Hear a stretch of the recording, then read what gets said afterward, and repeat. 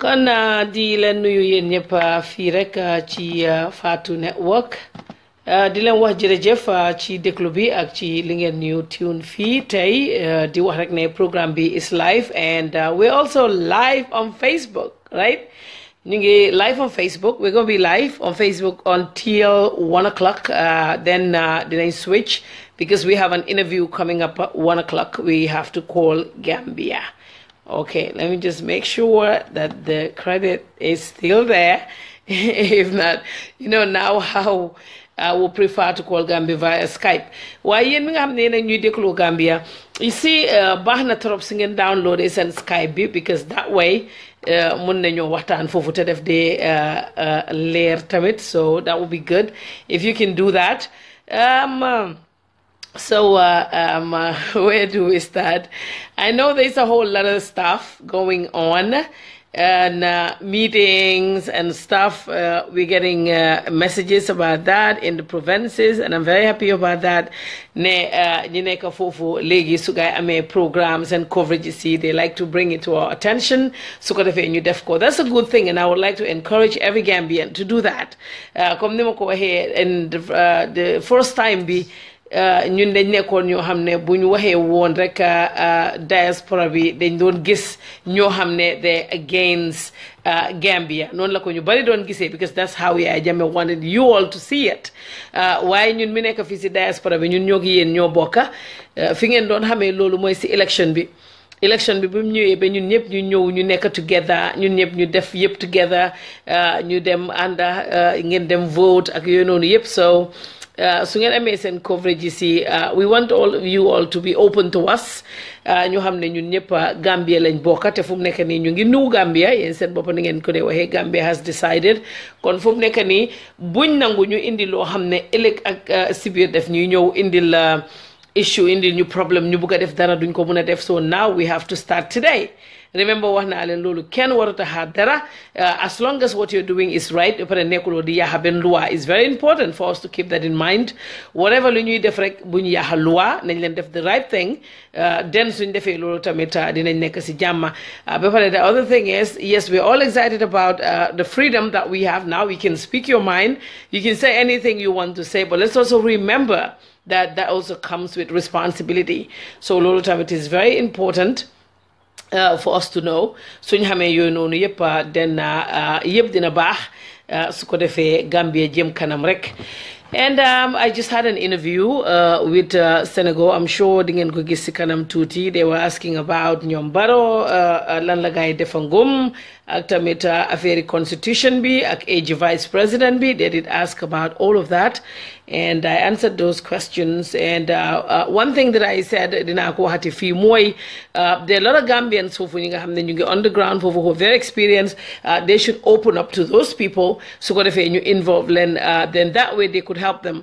And some of these people, you really don't have to have them in cabinet. No. Most of Nijini, they're very, very good with technical support ak fasong yoyo. So I hope that they will open up to those people. We have said many times that people like Hassan Saar, I don't know if they'll even be interested, and I did not talk to them about this, but I'm just saying because I worked with him when he was serious and I was military liaison at the embassy. I know what he can do, and I know ne ñëpp dañ ko respect. I know ne kenn yabu ko. So I think people like that, they definitely would need to contact them, not to give them jobs necessarily, why to listen to them. They could give them ideas. And then you have people like John Malik Jeng, contact those people, talk to them. Then so what we don't want is system media. Then you have certain people, they want to hold on to everything. Bleed Bikalali is bigger than that. So I once again would like to encourage them to do that, to open up to people. And for instance, in the diaspora, we have Abdoulaye Diop. Kooku nekk na koo xam ne man bi ma ñëwee si biir struggle bi fii laa ko fekk te xam naa ne ñoom ko sa fii lañ ko fekk. So people like that bu leen dee wax ne ñoom ñu ngi si diaspora bi seen xalaat bi xëj na du nekk benn ak yooyu noonu waaye lu may wax daal mooy ñooñu noonu yëpp maybe they have some ideas because the good thing about dëkk si diaspora bi mooy ñun dañ free dañ am freedom we talk to a lot of people talk to us so we could be here but sometimes soo seetee ñun suñ ideas yi tamit dina du nekk loo xam ne dafay yàgga wala du fa mun a dox ñun ñoo gën a current ñoom ñu bari foofu because ñun every day ñu ngi koy dégga kii dina kool mu jooy kii dina kool suma jëkkër lii moo ko dal kii dina kool suma yaay lii moo ko dal kii dina kool mu wax le so diaspora bi tamit most of the time ñun tamit ñu ngi on top of things so somebody like mom Mr. Job Abdoulaye Job is somebody boo xam ne dina leen mun a dimbale pour xelal leen few things nga am ku mel ni congan moom itamit mu ngi nekk koo xam ne angale yaa ngi koy yónni fu nekk si àddina bi bu fekkoon ne munut loolu du am nga am kii nga xam ne moom mooy comme ni ma ko waxee Assane Sarr mi nga xam ne liggéey na lu ko jotee lekk Yaaya Jammeh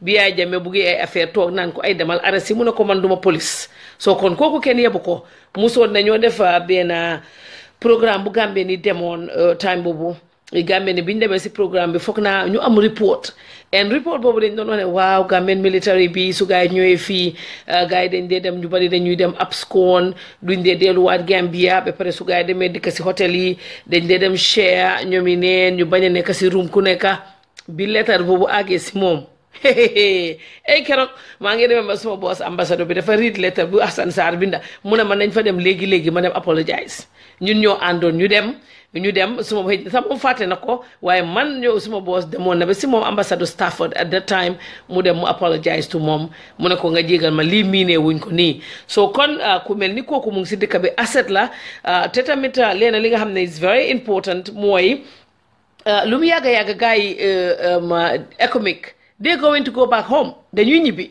so I think it's also good moom tam mu open up tuuti si security Gambia I know it's going to be tough I know there are people out there who you know are very uncomfortable right now because all the good things that they used to have you know all the cause that Jammeh was giving them ñëpp xam nañ Jammeh dafay jëndale kër soldaar boo xam ne xëj na reyal nga ko defal nga ko lii mu ekkati kër jox la waaye loolu yëpp passé na léegi so léegi tamit ñu moom tamit président bi foog mu wone ne ok man yéen fii ngeen bokka man léegi man maa nekk président bi mu open up tuuti mu commencé di wax ak ñoom ndànka because xam naa ne na am few yoo xam ne they would listen and let me tell you something about Gambians most of the time di nga gis Gambian boo xam ne dina toog fële mu xala lu ko neex and then you think they don't like you try meeting them try talking to them boo ko defee like it's like yow li nga doon xalaat noonu yëpp musuta am then they will open up to you they will embrace you they will talk to you and I see that a lot of the times ñoo xam ne you know dañ may bindal lu leen neex waaye the moment you meet rek they are like oh my God Fatou yow kii yow la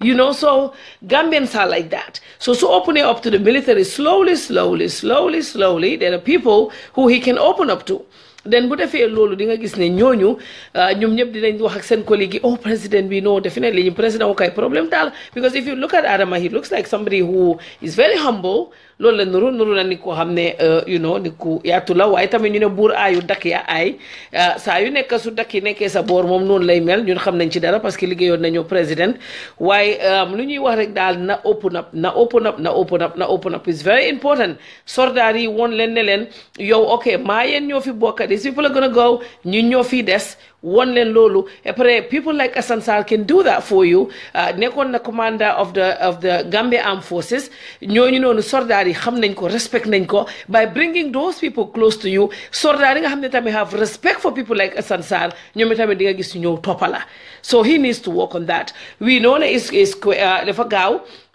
affaire bi ni mu demee xam nañ ne gaaw na we also know ne he took from a dictatorship we also know ne there was no proper handing over that everything was messed up but also dañuy wax rek ne ñii dañuy ñibbi te 3 months boobu dafa gaaw I'm not even comfortable with that 3 months I hope su jeexee dinañ renew waat waaye those are all things yoo xam ne they should definitely look into them fu mu nekk nii ne try pour open up mu try pour jël nitam yi mu xam ne eventually lii ñii dañuy dem and then I'll be here with my people it's not easy it's a tough job we all know that that's why we feel sorry for him parce que lu bari dafay ñëw mu ñëw si sa ko boppa bi waaye foog nga jóg nga commencé di def yéene yii yëpp am na yoo xam ne doo ko mën a outsource am na yoo xam ne you have to sit there invite people like Sarr because security is a very very important issue is very, very important. There is something we have to start working towards that. If not, we're going to have very disgruntled security officers. And if that happens, that's not good. So I think liyep strategy la na jema try gambe ni naxari wuñ affaire. If you start reaching out to them, you will see them opening up to you. So it's very important for the commander-in-chief to start doing that. Legi nga invite guy, nga talk ak ñom fu secure. And right now is the best time because you have economic. They won't do anything to you. So guy di duga economic dinañ search. We also know that among the security, we know there are people who are on the phone all the time with Equatorial Guinea. And I think that would be Jammeh that they're talking to, especially military officers. We know about that. And when we say we know, this is not hearsay. We know about it.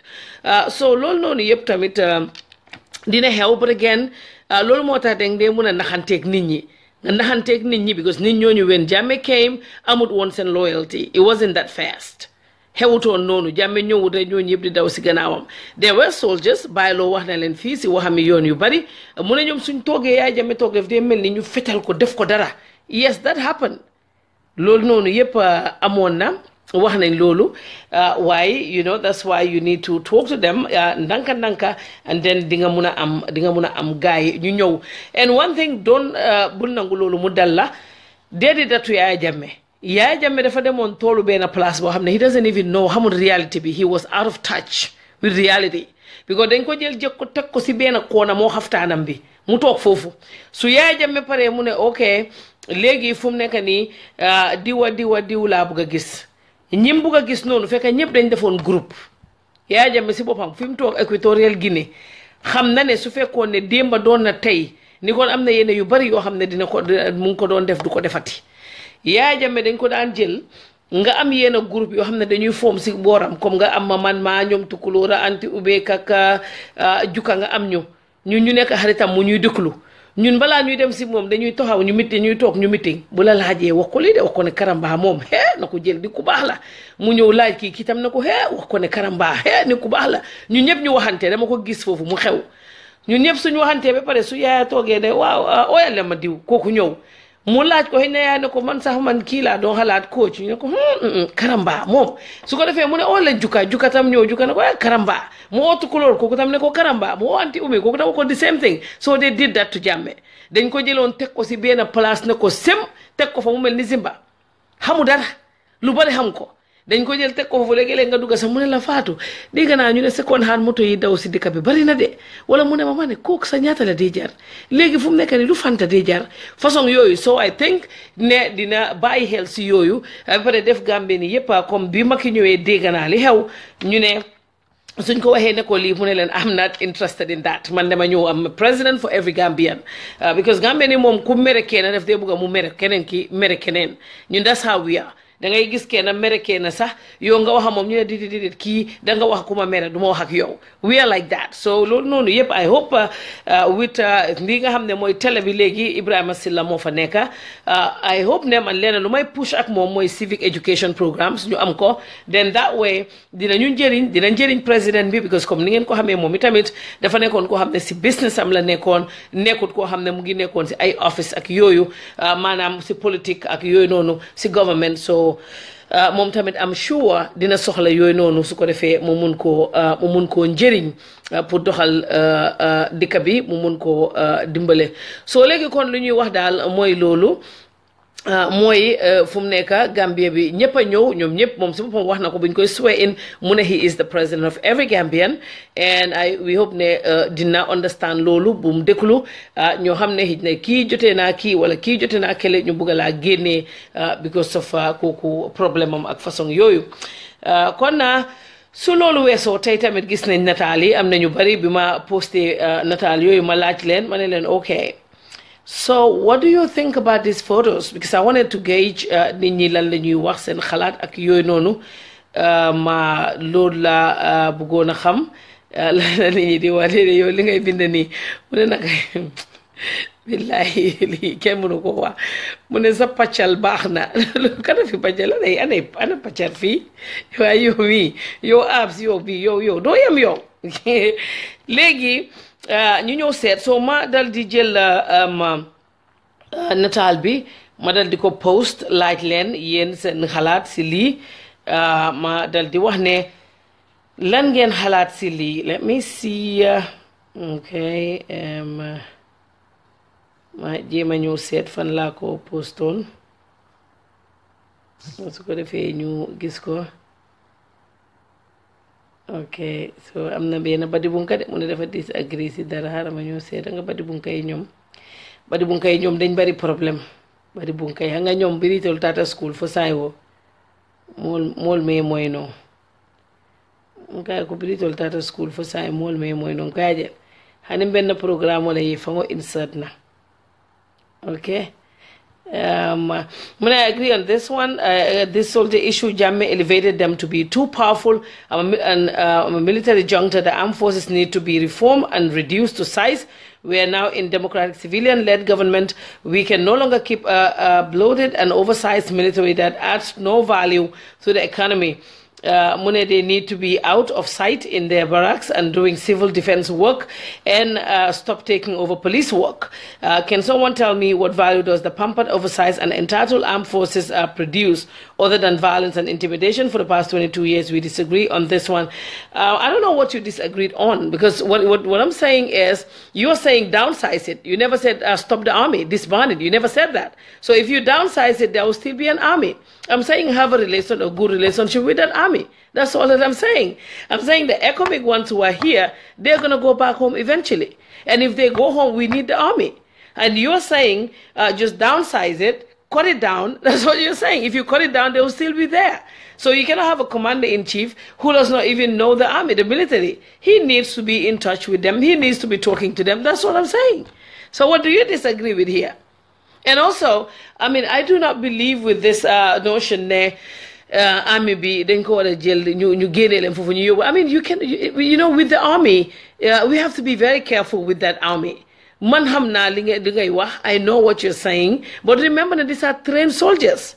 Okay, let's just take them out like that. We cannot do that. Nobody does that. Even Jammeh Bohamnesa, they were very loyal to him and all of that. When Jammeh thinks that Masane Kinte was becoming a threat, what did he do? They've got Cuba.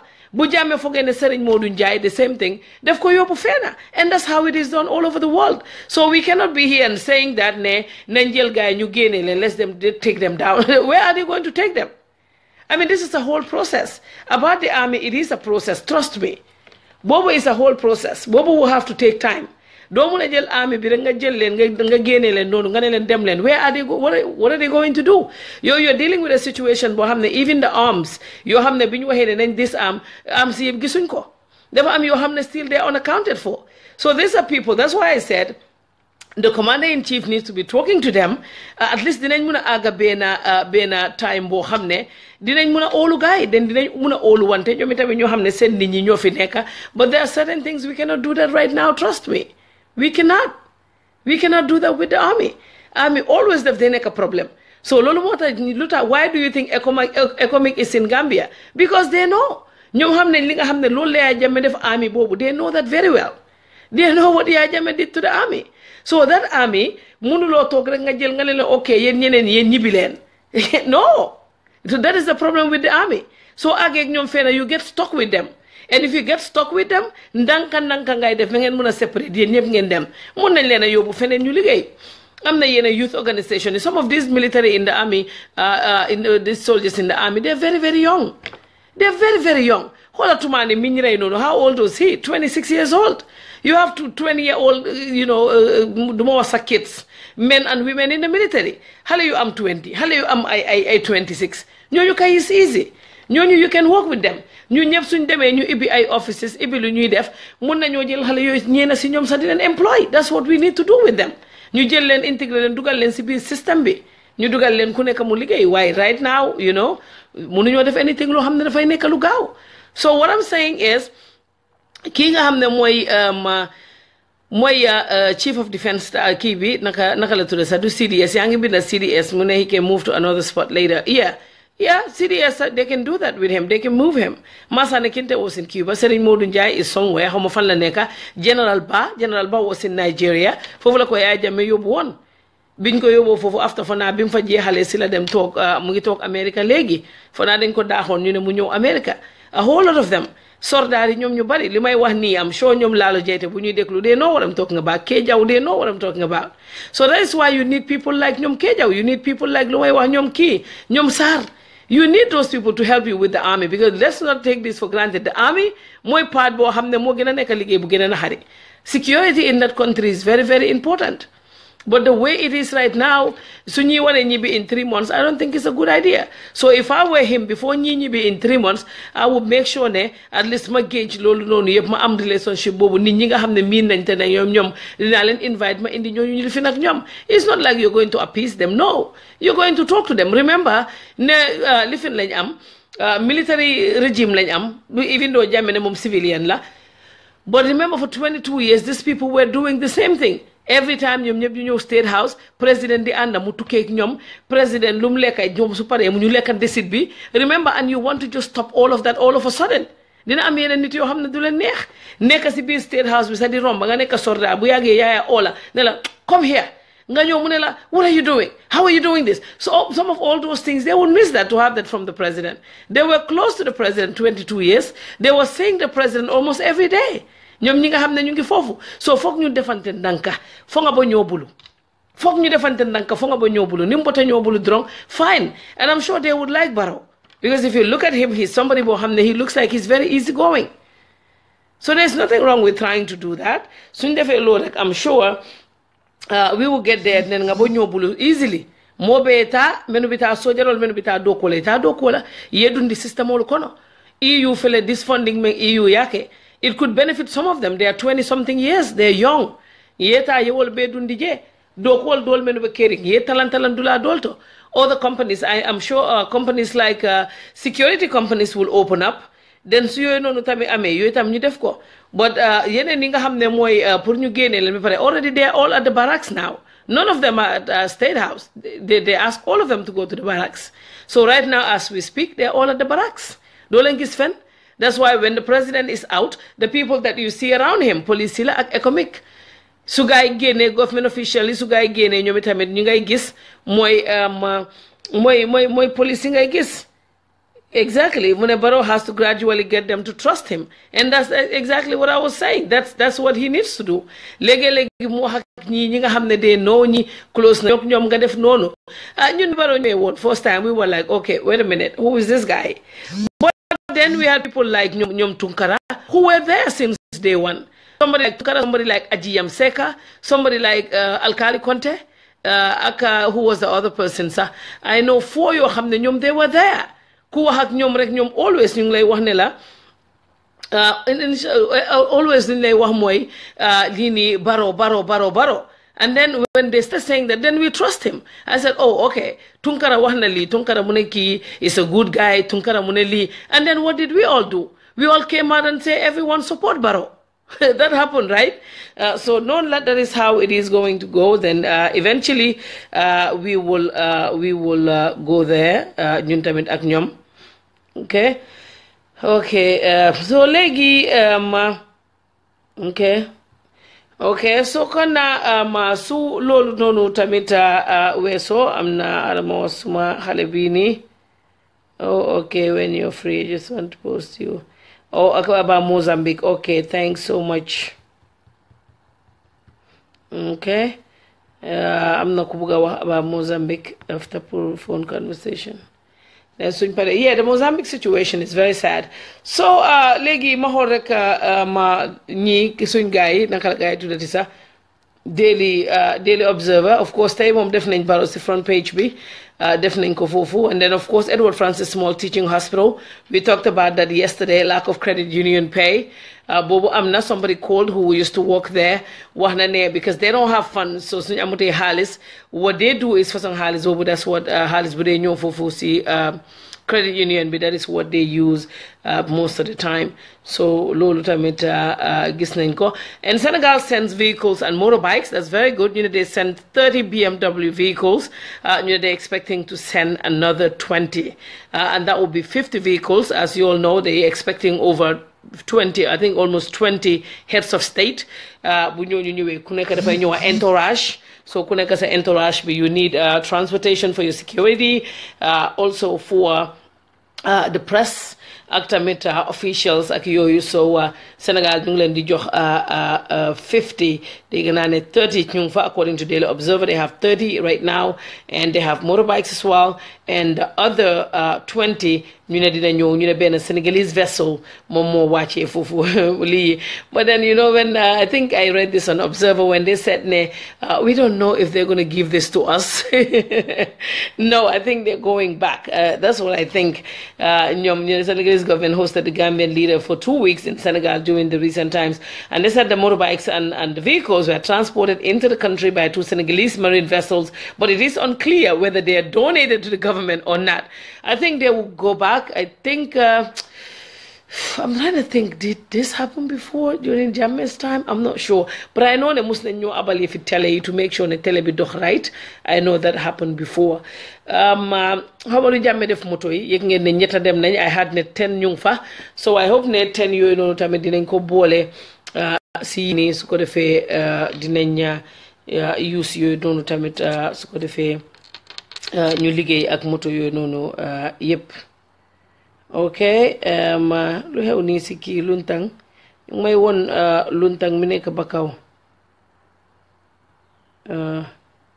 ok that's what it takes jeexna kon now if Luntang is talking like this the Alcalo of Bakau you know he's saying that Barrow has what it takes to lead a progressive government saying his administration is you know is surrounded by competent and God-fearing Gambians so that's a good thing if that's coming from Luntang and I think lii rek laa jógee woon a wax fii may leen Gambie ni noonu la xëj na maybe some time ago ni dina wax ne yàlla ñu Luntang fanang ak Luntang jayte wotuma ka tara yaay jamme balale nung alinga hakilo to but you see this is him talking like this so that's why I said Gambian you know people see these things differently am na ñoo xam ne they feel that these people should not be anywhere near Barrow and the government am na ñu dee foog ne it is fine I was listening and I watched actually I forgot Lamin Cham sent me this video and I said I was going to share it I forgot about it so yes so like Lamin Cham's video gis nañ lu bari nit yëpp a ngi wax ba ñu ñaa ngi koy saaga sax ne ko waruloo wax I think that was very wrong Lamin Cham mos na liggéeyal Jammeh Lamin Cham was there dafa am système am système am la am I think even at some point sax Yaya Jammeh dafa génne out of business because Jammeh dafa dem jënd bosam moo tax si last video ma dégg mooy leen 9 years yi lu xew yéen if you don't know it then di ngeen xam li nga xam ne man li ma daj xëj na yéen xamu leen waaye after di ngeen ko xam Lamin Cham was never in Yaya Jammeh's payroll in fact I could remember when he started his first television program I was in the office and that day when Yaya Jammeh told the secretary to cabinet and maybe Sakoko is listening the secretary to cabinet at that time mu ne ko ne I want you to stop to call GRTS and stop Lamin Cham's program immediately that happened and his second program too Saf Connect you don't see it on the television anymore Yaya Jammeh stopped that as well most of program yep so I think people were very unfair to him because people in that committee ñoo xam ne ñu for some of those people were in Gambia just like Lamin Cham and they've never even uttered a word they've never said anything and those are the people now ñoo xam ne ñu ngi toog foofu and you know ñu ngi doxal lu nekk ñu ngi toppatoo lu nekk and people like us ñu ngi ñoom dañu blogoon sax some of those people you saw there talking now, the inauguration is going to be big, we're getting ready. Some of those even blocked us. You know why? Because we were fighting to have a new system in place. But now when that system came, ñen la gëna benefit, ñom la gëna benefit. Maa ngi toog ma leen di seetaan and I'm happy for them. I'm not angry. I'm not pissed off at them. I said maybe it was the situation. But to the extent of blocking people and unfriending them, I don't understand that one. But those people are there. They're enjoying the, you know, the new democracy that we have, the newfound democracy. Ñu ngi bokk ci committees, they're going up and down.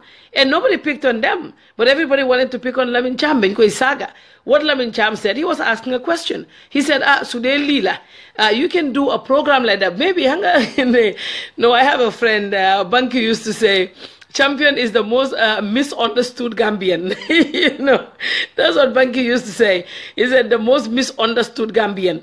Because people don't understand him. But when you listen to the second video, you will understand what he was trying to say. He said, this is not against Barrow.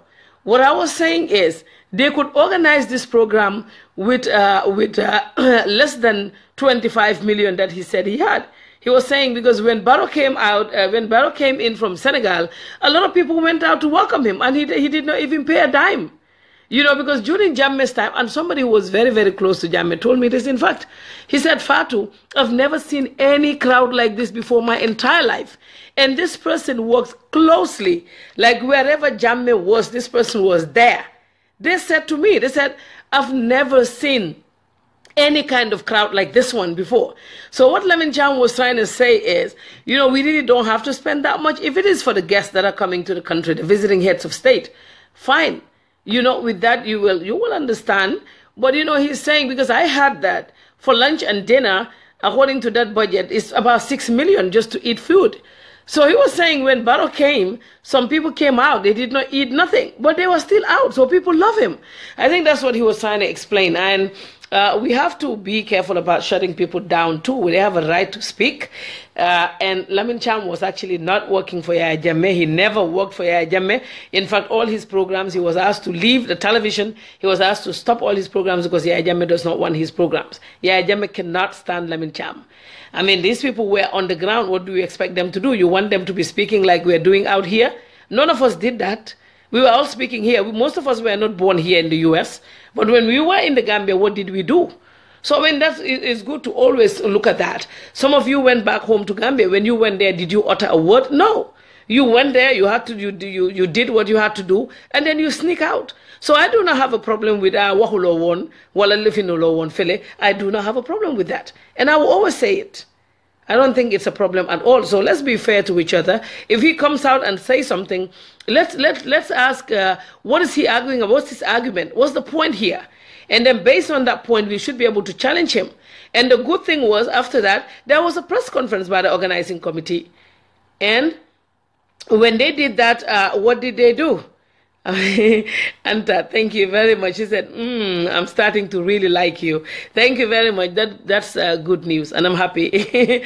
So yeah, so what happened when that came? The organizing committee came out and they said, oh, you know, this is the amount that we're spending, and they spoke about it. So there was nothing wrong with Lamin Cham. I think the attacks on him were very unfair. I will continue to say that. It was very, very unfair to do that to him. Firewood, firewood. He had a right to his opinion. And also remember, like I said, most of the people you toxic bobu, you say on friend. Go and check friend what? And these are people that we worked with in Gambia. People that I love. Some of them I was even going to their houses to eat super every Saturday. That's how close we were. But once I started speaking out, they block me. And then you have the new unfriend ma. They don't even talk to me. But today, what we fought for, myself and some of you watching this video and listening to the radio, what we all fought for is what they're enjoying. So that is something we should all be proud of. That's why I would never tell someone you were not talking. I would look at you and I'd be like, oh my God, here we go. Yes, we did it. So now Champion is speaking up. Now this person is speaking up. That's how I would treat this whole thing. If you ask me, I'll be very proud of myself that we fought really hard to the point that people who were not talking before are now speaking up. So let's start seeing it like that. I'm sure if we do that, it would encourage more people to come up and speak up. But once we try to cut them short like that, that's not good. That is not good, because somebody told me this morning, she said to me, you know, I have so many things that I want to address, but I'm worried because whatever you say, you know, people will jump on you. And what I told her was, do not worry about who jumps on you. Just speak your mind. Let nobody shut you down. And I will continue to say that. Speak your mind. I know now, you know, nakarina, legi amna yo hamne yenang ko agree one. Why legi since, because it's about people that some people know, or people that they love. If you speak about them, it's a problem. Ñep dañu dé bolé ñun every day. Lo bind rek problem. So why we will continue to do our job. But one thing we know, mooy bokk nañ si ñi nga xam ne xeex nañ pour change system. So léegi bu loolu amee, we would not mess up that system. waaye dinañ make sure ne luy dëgg bi ñu wax ko, parce que dañ xeex ba mun a agsi fii. dëgg la man xëj ne ñeneenti at laa xeex ñetti at maa ngi doon dugg si ñeneenteel bi nii. dëgg la am nañu xeex ñaar fukki at. waaye tamit luñ doon xeex loolu values yooyu noonu ak luñ doon bugga mu am yooyu, we have to defend those things. So it is very important pour nit yëpp ñu mun a xam loolu, ñu dal di promote that unity bi nga xam ne moo am Gambia. Okay, Lamin Cham was not talking sense. He said the inauguration was already done in Senegal, so why doing it again? Cham, well, you see, to you it's not sense, but maybe to other people he was making sense. So lolo mo hew mota mane always so joge suba halatal yo sabopa seta sabopa ndah yo man. Maybe what I'm saying here, some people are watching saying Fatou is not making no sense, but to me I am making sense. So this is the problem. It's not about you. Everything Logis outfit is not about you. It's about everybody else. It's not just you. You can feel a certain way. There are other people feeling, a different way. So we really, really have to know that. To me, if you ask me, I think he has a legitimate question. He's a Gambian citizen. He can come out and say, oh, why? Maybe the way he put it. That's why I said Banky used to call him the most misunderstood Gambian in the whole country. Because a lot of people will not understand champion. Most people have problems with communication. They will want to say this and then they will come out another way. When I looked at him coming out saying, if I offend you, I apologize. I'm like, you don't even have to do that. If I was talking to him, I would say, you did not owe nobody an apology. He came out and he asked a question. That was it. So please, alinga wobula, ngalinga wonyo attack wobula, definitely nafate wala. I don't think Barrow would like that. Because what I'm seeing happening around Barrow, if you look at that, if he was somebody who would be angry, he would have been angry about a whole lot of stuff. But he's never angry. I always see him smiling. Me sitting from a distance, watching videos, listening to stuff, I'm like, oh my God, why is this happening? But you can see him always with his smiley face. So Alinga Makwe, you look at the photos everywhere, he's smiling. So even though we all believe there are things around there that shouldn't happen, but he never said anything. So we're like, okay, since he's not bothered, let's let it go. Let's just let it go. And and wish them well. And hope that everything will be okay. Okay? Because that's all that we want. Okay. And you see this body bunker now ilaftana sonkola. You can say when you give us a break. This is what they do. So len tudute. Fok ñu bindala utla ay. Man duma len faale man tay I don't even have mamba de bunker le sonko fa wala ñaasoto. Okay? Exposing the stories of the victims. Very good. Someone is telling me that Sadio Barrow is doing a great job exposing the stories of the victims of Jammeh on Star FM. Please let other stations do the same. That is very good. So other stations, if you're listening, someone said you should all do the same. And I would like to get in contact with him. I think it would be good to have his programs. If he can send me the podcast or something, and then I would play it on the radio right here. I think that would be good. And okay. Oh, okay. He said if you take my time, you will pay $50 fine. Bubakar is coming later, on the program. Okay, someone said, Mane, you need to tell us what you did to... you need to tell us what you did to Aliu on Watson Gambia. He's been on you always. He should pay you for reaching greater leadership with your name. Halela, I think Aliu Halela Day. I don't think the Makala Day. I don't know. I don't actually know him, but I know his family. I know his sister and I know his mom. And sister Mungwanowane, we're kind of related. Living in Banjulio, family Banjulio, you tell Fokna Sumapa, second wife is kind of related to them. But that's what it is. Yes, so I do know about that. Sometimes people would send me messages or links to what he wrote, and today they told me, and now you're making me talk about him. I never did. I always try to avoid talking about him. I know he's doing his job, so I'm not bothered at all. But I think he lied when he said, oh, okay, he was actually quoting Femi, I think. But yes, I do go to Wurokang, and he's saying that when I started the online radio was when Wurokang started coming up. If you ask Salif, what's his first name? Something Jase, he was commissioner in LRR, I think in 1995. He calls me Wurokang. Since 1995, I would tell everyone, since around that time, I would tell them, oh, I'm from Kiang Wurokang. So Joseph Jase, exactly, he's on Facebook. Joseph Jase was commissioner in LRR, I think in 95. Until now, he calls me Wurokang. So, yes, I am really proud Kenka. Not spending the night over there doesn't mean much because somebody, I think I read the comments, and somebody said, if you drive, you can go to Wurokang and come back. And yes, it's less than 2 hours. So I was driving even before I got arrested in 2013. I was there. I went over there, took some rice, bread, and stuff, and you know, I went to the mosque. I spoke to the old pars, and it was really nice. I go over there. I had water from the jibinda and all of that. And when I went there, even umbulu safola, and they gave me some of that munko, and I ate it. So I do go there. Yes. So now. Let's see what Femi is saying is true. Yeah, Femi is saying that Femi Mahoney is saying that Luntang suffered a lot under Yajame's regime. He was even sacked as the Alcalo of Bakau. Thanks. See? So I'm sure when there's a story here that we got about him. I hope people would not say, oh, Luntang yalo fanangwo amandia munung, Luntang amandia munung. Okay? Let's see what this is. Hey. Okay, Karamba, I don't know why it's saying link not found, so I cannot open it. So somebody said you took Mono along. How can you take Mono to Kiang? When that's where Mono is from. If you want the best Mono, yeah, that's where it is. Mono somebody nyadile. Moza for alaibe kairatu. Mono be wolto ko fayni nata. So nimbita woto muka Mono samba Mono bi jele fa pareta. Okay. Sajo Barrow is on Facebook. Not sure how he frequents the page though. Okay, that's very good to know. I definitely would like to reach out to him. If you have his number, it would be very, very, very good. Very good. And someone said, respect to you, Fatou, clinging to your roots. Yes, and you know what the interesting part is? I sit here and say, maybe, you know, because shortly before I was arrested, I went to Kiang and, you know, they were praying for me. I keep saying maybe that is why I was able to escape and I'm safe. I keep saying that to myself.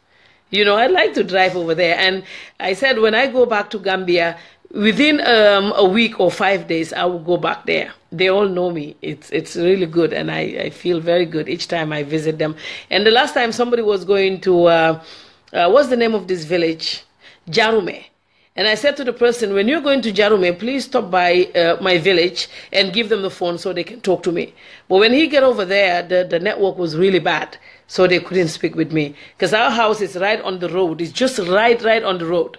So that's why I cannot go to Mansakongo, go to any other place without stopping there.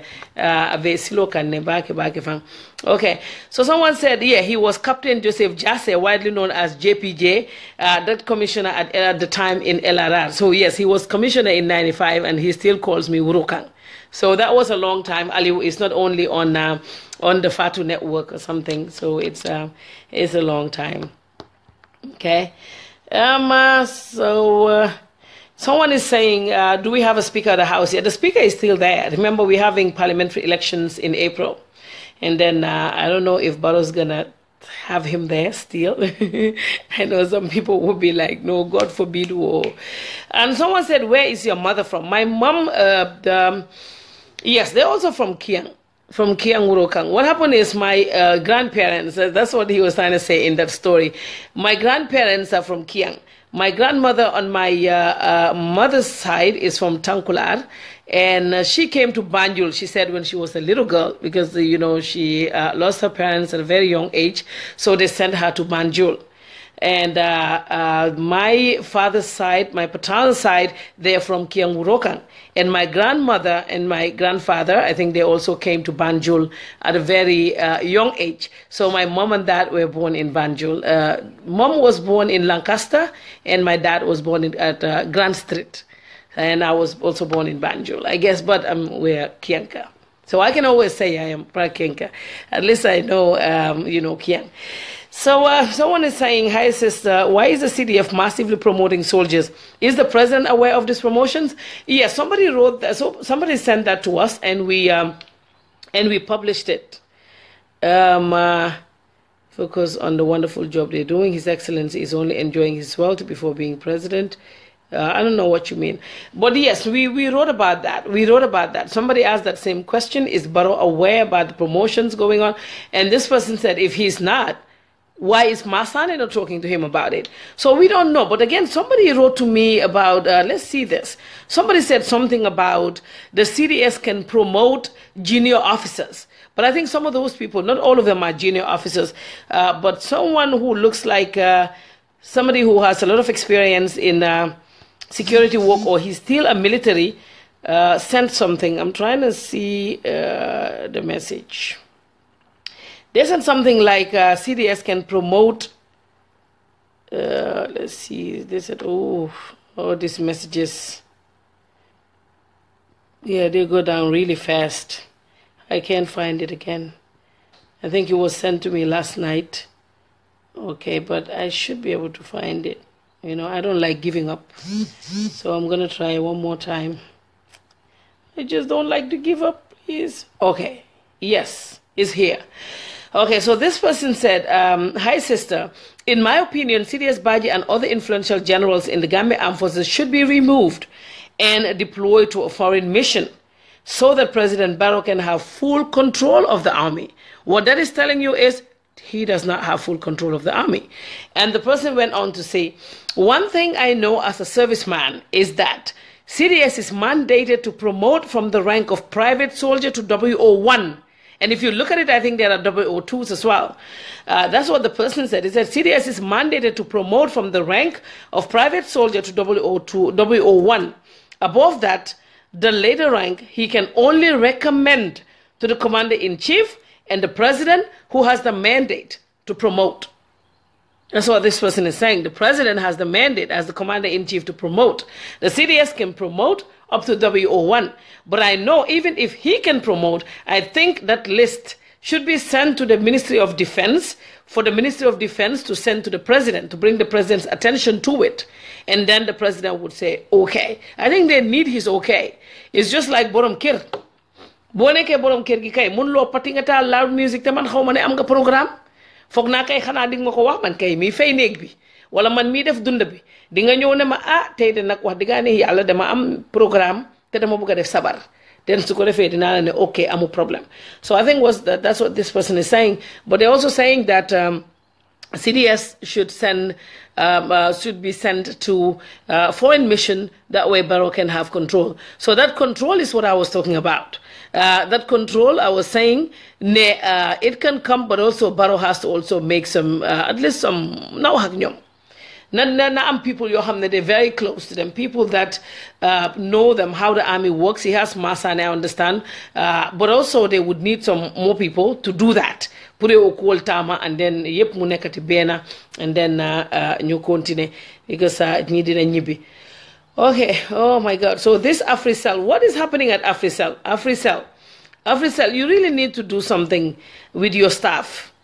Because definitely, okay, yes, let me read this one and then I'll go to Africell before in 7 minutes when I have to let go of Facebook and go on the radio because I should be calling someone in Gambia. Someone said, and sister, why is M.A. Bach carrying the rank of Brigadier General? Who promoted him to the rank? Nobody knows. All we know is M.A. Ba was Interior Minister. I think he was captain or some rank. And then after Jammeh left and cabinet was dissolved, he came with a Brigadier General rank. We don't know where he got that from. But all we know is he's working. And he went back to the finance department of the Gambia Armed Forces, and he's there. And we have a commander-in-chief, and we have an advisor to the commander-in-chief. We have not seen any press statements. We don't know what is happening. But all I can tell you is M.A. Ba is back in the army, and he is a Brigadier General. That's all that I can tell you. Because nothing is coming forward. So maybe one day they will tell us. So let's wait and see. Okay? Okay, so yes. So what is this one about? And up to be fighting endlessly. Okay, so I want to send you something, but I need to seek your consent from there. Yes. So this person, okay, so this person sent this. And they said, I want to send you something, but I need to seek your consent from where, from there we can go on. There's so many injustices going on at Africell in the Gambia. And this person went on to say, okay, so I'll skip that part. There's so many things sad and unbearable. We are the future leaders of our country, but our voices are down in which we have, see, this is what Badibunkas do. They call you when you're on the radio, and if I don't pick, kulola, halibusa salamin, Haran. Mato jalko. Mbe radio le kono. Mbe radio le kono andunge kele live radio kono. Nko e badi bunko do bije. Ah, fana dega ngoma. Tekina. Okay, so so now the person is saying the future leaders of the country, but our voices are down, in which we have a great hope in you, in which you can stand by us to end this nepotism and insensitive things in this company. The company is doing bad things to their customers. To please link me. That's my number, Fatou, and they said, thank you so much, Fatou. Please, we need your assistance, and I'm ready for an interview at any time, but my identity, please, you know. And then I said, you want to be interviewed? You know, I will ask that. And the person said, yes, Fatou. And they said on here, I was the one telling you about the injustice, nepotism, and bias going on at Africell. I have to tell you that I'll be sending you credible information today about them, Fatou. These people need to change their rate of selfishness. It is too much. They are putting the lives of Gambians at stake. The endless cheating they're doing in the Gambia, which is so wrong, and totally needs your assistance. We are hoping you will be welcoming our sense of thoughts and desires as to fight and end this for the betterment of the current and the future youths too, in order to end this dictatorship they're acting onto us, onto their employees and their customers too. Should end, as we surely need your mutual assistance. And they said, thank you. I said, okay, now feel free to send. And here is the message. They said, Fatou, this is how the notorious Africell is operating. And I did not talk to Africell yet, and I will contact Africell, you know. And they said, this is how the notorious Africell is operating. Africell is organizing, they're ready to celebrate the backup live concert, which is scheduled for the 17th. That will be on Friday. They're doing it for hypocrisy and have been too much for their post-service delivery. While their staff wallow pains and inconvenience, Africell is known for its corrupt nature of operating, politically ambitious and very manipulative in terms of cheating. Furthermore, apart from Africell was fully involved and the main sponsor of the then APRC, Yahya Jammeh's regime, by printing T-shirts, fueling their cause, even up to the extent of using their Africell private cars as political campaign for Yahya Jammeh in order for them to retain their nepotism and unimaginable cheating positions in the country. Is Africell a private entity or a political company? They, Africell, use the same methods to frame their actions towards their employees, as we all aware that the VPN, the virtual private network, is no more working. Africell is still adamant of operating as the VPN is active, in which they charge their customers the same tariff as when the VPN was active. Who use the 3G third generation internet connection, megabytes disappearance is rampant on their system. For example,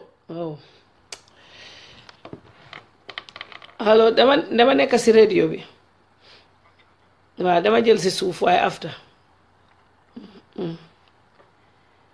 Okay, so yes, so megabyte disappearance is rampant on the system. For example, a customer can purchase 1 gigabyte, which is 1,000 gigabytes price, for $275 for it to last some days. The notorious Africell will have the guts to steal it with a blink of an eye and indiscriminate activation of services like the phone ring, the prayer time, the credit loan service, locally called Colare, and the most irritating service, which is the sports update.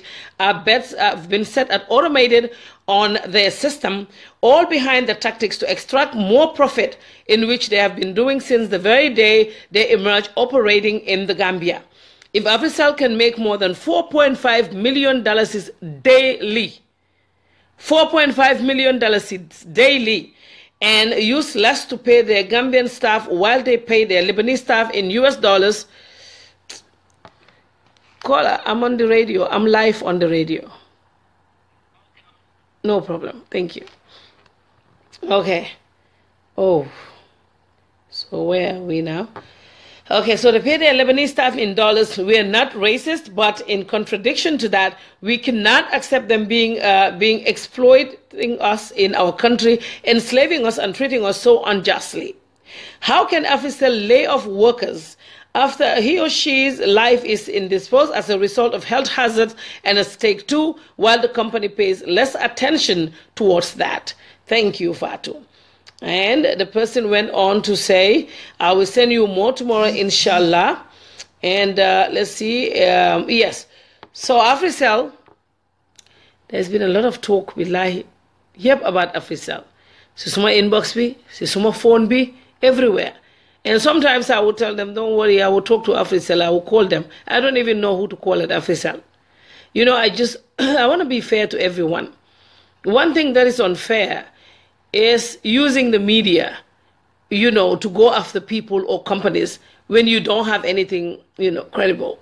But again, I received a whole lot of messages about Africell not being fair to their Gambian staff and how they would cheat credits and megabytes, that's what you call them, and all of that. So please, Africell, be like, let's see, because I think it is very important that you look after your staff. How many you're responsible Lolo si Gambia, but what department? Is it the labor department, whoever? But they need to look into all these things. Then that way, dinner bar. I know I had my fights with them. Remember, they sponsored my show at some point. Why, Mungok, Moy Lolo. Okay. So, wow, this is good. Hey, I'm home right now in the Gambia. When will you be here? This is a military officer. I think you all know about Jeremane. He's saying that he is home. So he's like, when are you coming? I'll be like, soon, inshallah. Yes, so niti yep ñu ngey ñibi. That's a good thing. Niti yep ñu ngey ñibi. Okay, so was wondering if you... Okay, yes, Lamin Ture, I will get back to you later. But this Badibunka friend of mine, I don't want her to be pest. Remember, she called me. You know, some girl, see my hamon time campaign be. Time Wibaro. Ikaw di mana kianka furing wa ya nyama ma. Ngo ke life la fan dunia bele ke moy. Ngo ko nyim badi bunka dindi ngo mba ko la mba ke la life kono. Mo bele be moy kan. Anke life kono. Ni anke life kono mba ko la mo be hey mo be kontona. Ngo. Be Gambia be kontona, be na new president kontona. Ngo tayla asobio kara. Dela asobio kara mo bula. Because you know the best wife association na muindara. So badi bungo kadiamu fo ka fon. Badi bungo kadiamu.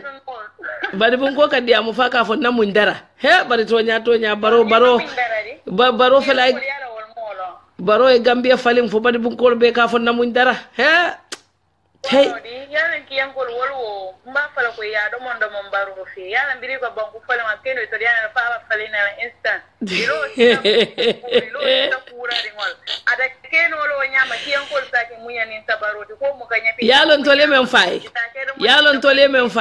ngol tol badi bu okay antol te fem fola ko ni cabinet o be fande badi bu ko te fem fola ngalo ne ala tol bu ka feya al bu ka feya di al tol te fem fola altol be menji be kanda afula he muna na kari nyolu mbatu ngata konto wala je bare ntole men faye ndol be men fo kan dro wala e mol men la mol fa dro e wala kol jibe abanta kiyan kol mo fo de kiyan kol men polo woti wala ko la sitol be ka tugule la le ko kan kan ke kurandi kiyan kol ko complain baro man ti ko e ko la sitol le ka wule mba fala kiyan kol ya do mondi ñu def ndankan na ani kiyan kol man sita wulerin ku fo jede badi bun kolu ko ay badi ko re wala matinal manta si cabinet o kono ko pour albe siri ngale al fango sindije balante o badi bun kol menu bebi je wo badi bun kol menu bije wol be lonne man karambake to le mun la wala ka fon ko ke dara pour jara ni ki ngai to le wala badi bun kol dum wol ke te nyama wala mol ka sacrifice de school joye barki an kol ko to kala abe dunia ko di nyino dara menu be ko di nyino de sa ende nga wol jele de menu yalo nimbaro wulte ti sa tol wafi nimbaro paleta itasi cabinet o kono nimbaro paleta itasi ena e kono wolde wolle be ko di nyino baro ne mola mo beti ngo ya wato mena baro mantara siri mo muka bati sa wa foge barbaro na banko ka wala kengi sama na fo funding ke bari bun ka funding ka nin ke na funding ko daran ko libe dun te bati sa do wa ko okay bye inte be do ko la kalan tarden di tarden inga to ya fo yalla to ni nata gambe ni eta woje ha ibalo na mbe monkey dance ndilali mbafule ne kantele yapnta mu itela bosti kiyan ko la mo ite malon kiyan ko la mo alto la bosti ndelo kake ndela mbadi mu ko la bosti yo si to ke mam sila da mo be la fere mina te mera ni ala sonta ni mina drum ba falale ani o ke do be de ala nga be de ala inshallah okay fo nyaato fo wularo okay bye sama xale yi di besi campagne bi suñ ko le jeluma ay mata jelulo legi. So, you know, I'm stuck with them. And I like it. I enjoy it. You know, they're very nice. So, yes, I think that's what it is. So now it's 1. I will have to go, let go of Facebook. Then, Sukodefe, Madam CB, then my Wahaken, and there might have been an interview. Then, Subobu Jehe, we will talk about Tait Natali with the Vice President. I actually saw Guy Yaya Jame Fofu. A lot of people don't understand it. When I put the photo out there and say, what do you all think? And someone said, heart attack. Somebody said that. And I was like, oh my God. You know, I said that to myself. So now, I know there's a story on the Fatou Network that talked about why they were together today. I think it is because they're trying to sign a joint transition team. That is what was inaugurated today. I look at the photo and I can see Jammeh government. I can see, let's see who they are. Okay, I can see, let's see, Sirif Abdou Diop, the trade minister. And I can see Sheriff Bojang Communication. I can see Youth and Sports. He's also here. And I can see Fatou Lamin Faye and Nene Magdol Gay and the former the Speaker of the House and the Deputy Speaker of the House. Kola, the reason why I'm not picking is because I'm live on the radio. That's why I'm not picking. Yes, the reason why I'm not picking your call is because I'm live on the radio. Why should I call you? No, I just want to know. That way to know if it's urgent or not. Yeah, can you text it? And then maybe later. Yeah, you can text it. If it's urgent, just text it. Okay. Yes. So, oh, yeah. Yeah, so what was I saying again? Yeah, so so they were signing something, but what I don't understand, I actually don't know. So when this came, I had to call Coach Pasamba. What does this mean? We would hear something. We're trying to. Why I'm not? I think Karamba will call today to tell us something about this. He sent me a text. What I know is the mafokne joint transition bobu then could they sign before Guy Duga. So you hand over time bobu. I know Ghana did it. I know some countries in Africa did it. But them mafokne if they neka before. But now that this one is after, maybe they would tell us why.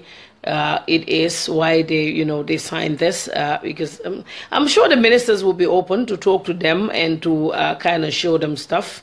So I don't know, but I'm sure somebody would tell us what like my Nigerian brothers and sisters would say the meaning of all of this. So hopefully maybe when Karamba comes, Karamba would tell us why and what he thinks about it. And I also would like to hear your take on the whole issue. That is also very important. So someone is saying this is not a normal situation, please. And you said here, Fatou, do you know that Barrow is from Kiang too? His father is from Kiang, Jifarong, and settled in Jimara. I never heard. Then Kiang, then if Barrow is from, I don't want to steal nobody.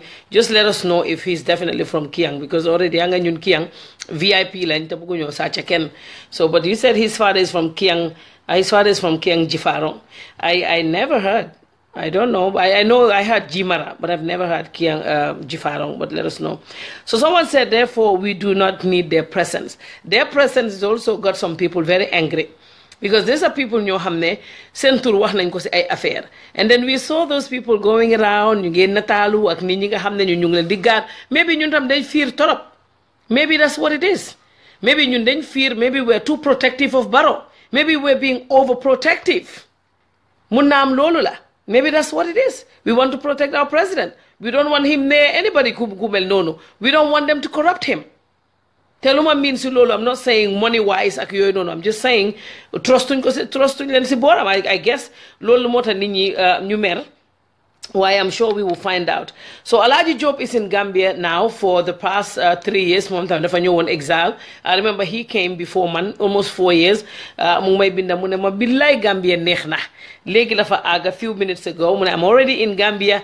Mu ne billahi Gambia neex na. Loolu la wax mu ne billahi Gambia neex na. So I also cannot wait to go back to Gambia. Kena bin Fatou, I'm texting you from Liverpool. I'm very glad for what you're doing. Keep it up. You're very okay. Thank you. Thank you very much. About the compliment, I appreciate. Thank you. Okay. And another person right here is saying Fatou lidu fear. Mune lidu affaire fear. Mune fearuñ de. Mune do affaire fear. Kena mune Pura is responsible. So Pura needs to do something about Africell. Please call them to a meeting and see their staff are very unhappy and they're sending me a lot of stuff. Sometimes I try to, I just say, okay, I will publish them. But I have hundreds of stuff about Africell. So please, Pura, please, just maybe you need to go and see what the problem is. Very soon we'll have our minister, and I think he will talk to Pura too. We can also bring it to his attention. But Africell, please talk to your staff, have a meeting, try to see why they're pissed off, why they're not happy. And man sumanehon care about man sumanekon care about they might fight, sleeping with the enemy. Kena munebunekon care about. Dafay fight. Yes, Binta Toure walam de ntolle muy la VIP ti ñanta wolonnal. Okay? Some of these people are still in contact with Jammeh, so they can be trusted. Yes, we know that. But again, Adama Barrow, I guess I guess we just nga to tend wrong. Kena binda mune Fatou, thank you very much. Thanks for the compliment. Appreciate it. Okay, thank you. Because those are for me, so I'll keep them to myself. So somebody said here, hi sister, Aissatou Njie Saidi is one of the most evil women in the Gambia. She has Gambian blood over her hand. Somebody said that. Okay, it's not my words. Fatou, honestly, I can't even understand what Aissatou Njie Saidi is doing with Barrow. It is already late for this joint transition. After all the rudeness from the former president, and Aissatou Njie Saidi was in full support of Jammeh with his evil tactics. We just do not need them there. Seriously, what is going on? And the person went on to say, we're being overprotective because of the kind of evil people they are. That's what this person is saying. Another one is talking about the Africell issue. Pura should address the Africell cheating issue, but the dismissals should be addressed by the labor union. So, okay, thank you very much. And another one here. Tu es très cool. Merci beaucoup. Je parle un peu. Hein? Okay, and another one said here, promote and dismiss from Lance Corporal to WO2. Likewise, the IGP from Constable to Chief Inspector.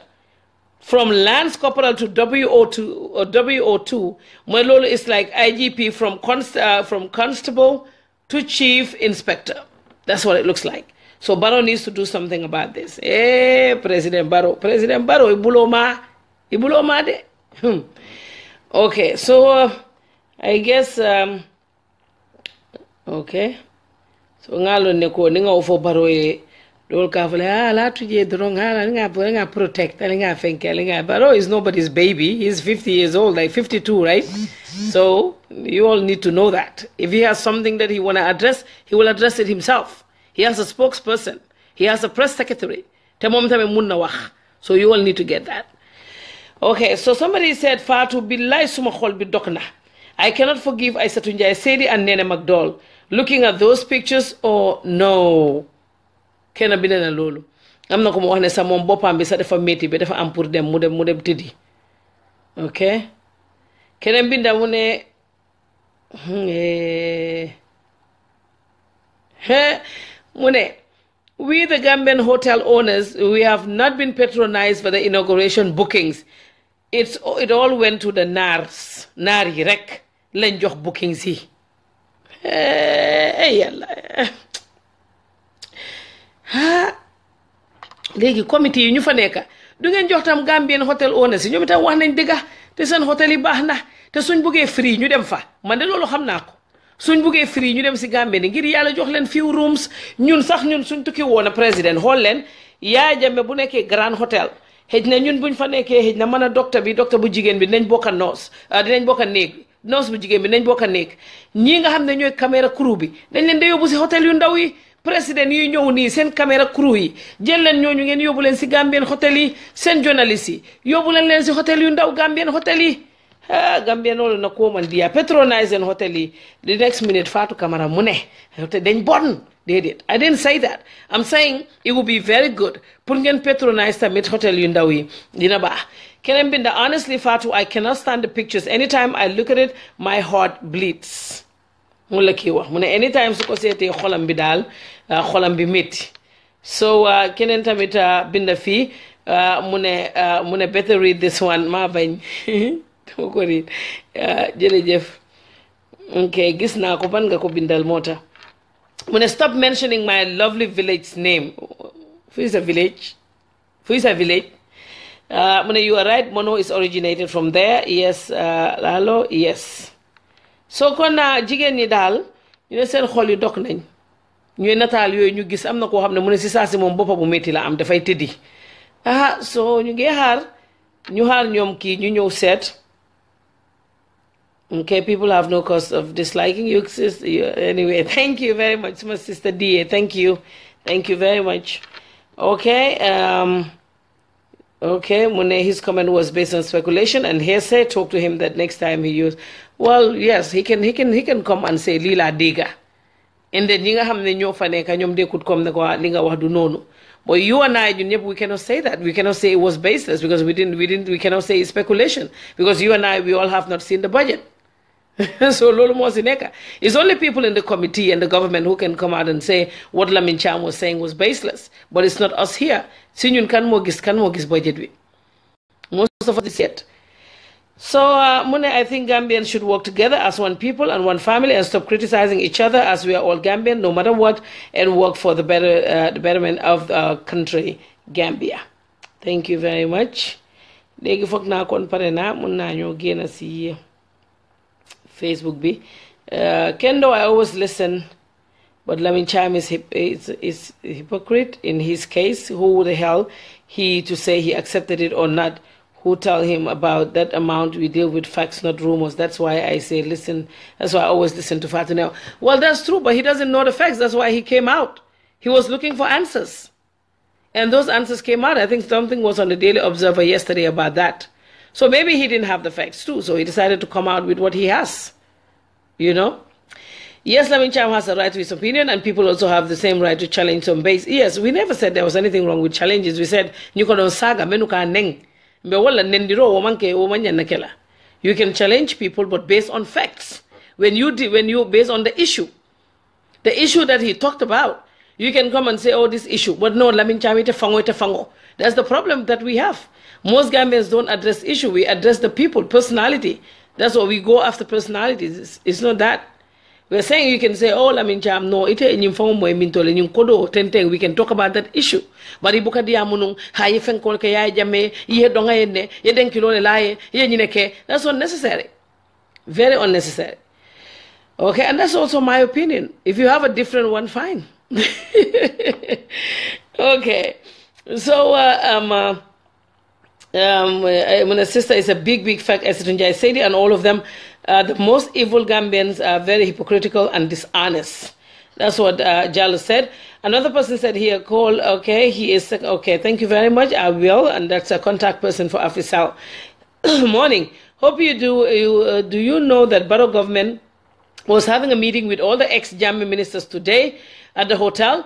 The reason for the meeting was for the ex-ministers to help them with advice on how to run the country and also invite them to attend the independence. I'm also trying very hard to locate the, okay, Okay, thank you. That one we will keep. Okay. Oh, okay.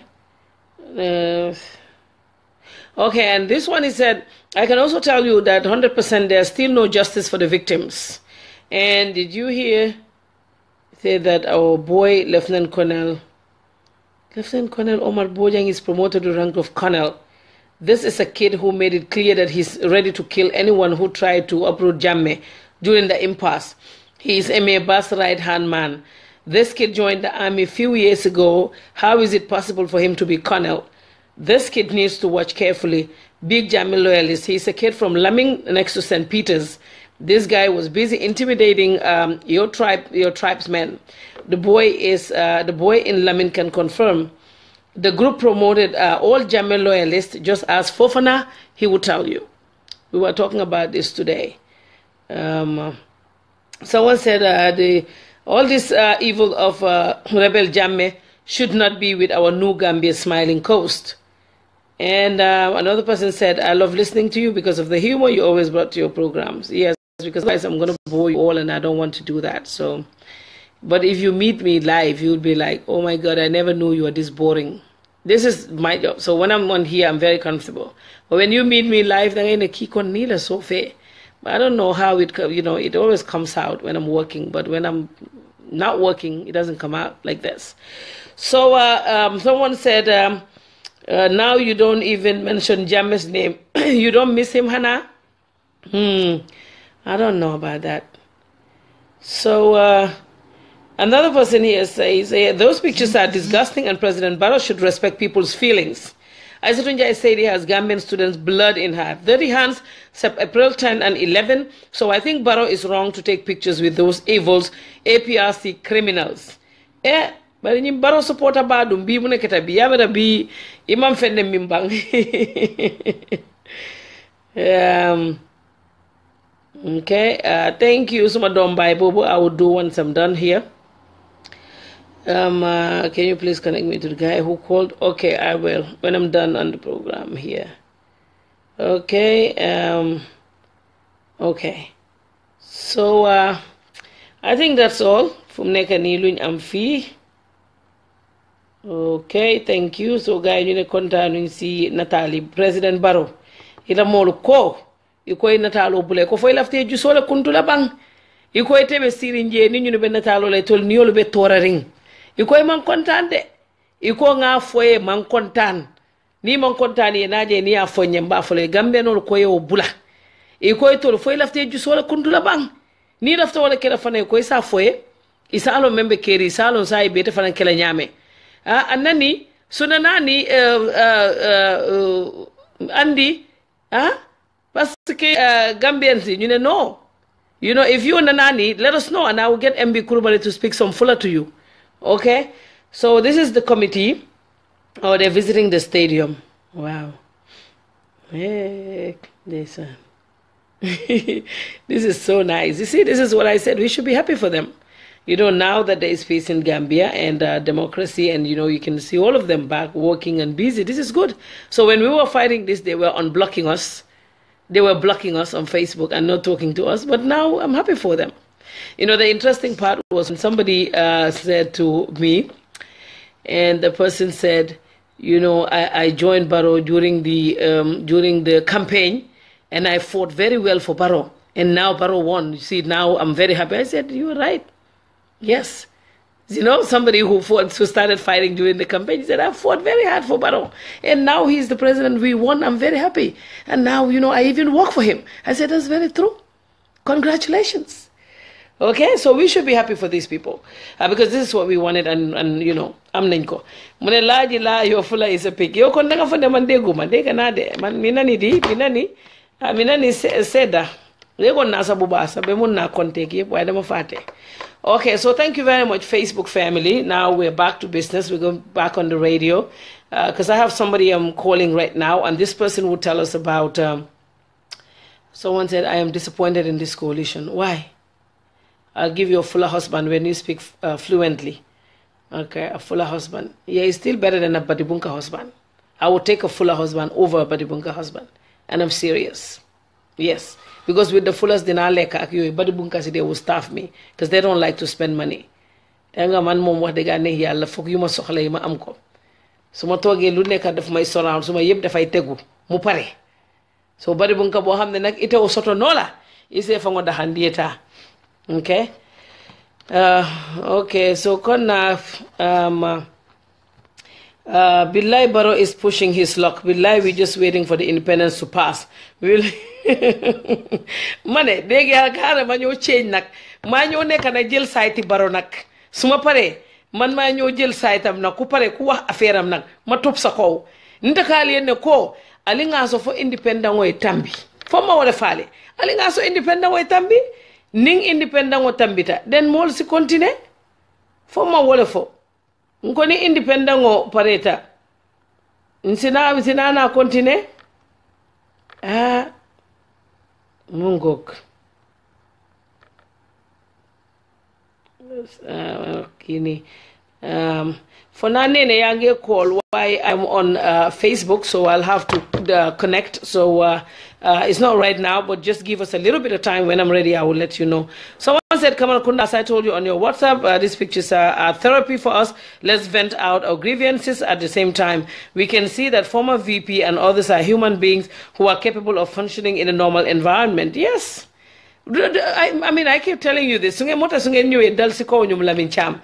was a system. System before Nekon was really bad. Those of us who are here, maybe you will not see that, but the system was really bad. Someone said, hello, Fatoumata Kimom is always on the other side. Fatoumata, I know many people disapprove the recent approach of the government, but if this is the way forward, we should grudgingly accept it. If Mandela can do it to those he shared some differences and similarities, I think we can do the same. It does not hurt to get along. So mom gis nga wax na len dina génné fenen lay fulé suma dom bi kena mu wax mu ne please answer. I think Jammeh loyal soldiers 49 soldiers promoted to be dismissed for Barrow's safety. Never trust a soldier. I think Jammeh loyal soldiers and those 49 soldiers promoted are to be dismissed for Barrow's safety. I don't know if you're asking me or you're telling me. Okay, and another message. Woy Gambia nekhna. Woy, that's the message I got from somebody who just got there today. Man, dingen ma harde suma xale yi nek school munuma leena baye ma daw nak di dem kon dina or suma doomi nak bi def len dank rek ñuni tamit dina ñew. Ñun yaay yek yoy yep. Ñun ñoo ñom jukka cissé ñun ñoo ñom tukulor. Ñun ñep dinañ jël holiday, ñu ne ñom anti umi. Ñun ñep dinañ jël holiday su xale yi tejé school. Ñu ñew nak.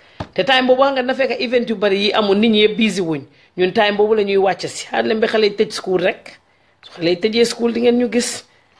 Okay, so thank you all very much. Facebook, thank you, it was really nice. Déglu leen. Thank you, bye bye.